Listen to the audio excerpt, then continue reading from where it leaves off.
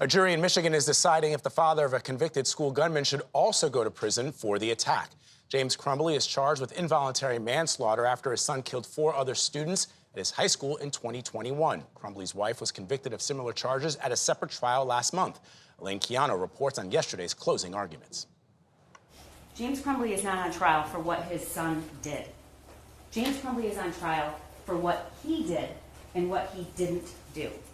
During closing arguments, the prosecution told the jury James Crumbley failed to protect other children from his child.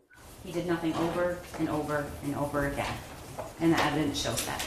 James Crumbley bought the handgun that his then 15-year-old son Ethan used in the deadly 2021 attack at Oxford High School that left 4 students dead.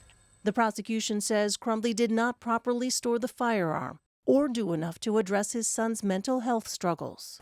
This case is about what James Crumbley knew.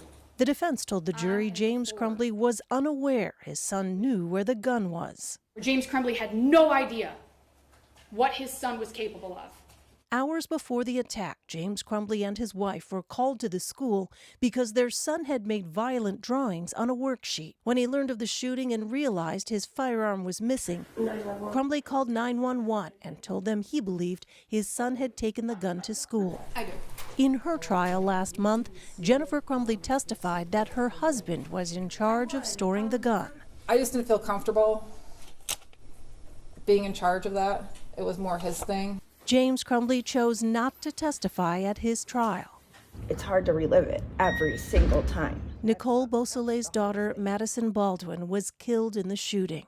The evidence is there, the testimony is there. We want the justice just like anybody else does. For CBS Mornings, I'm Elaine Quijano.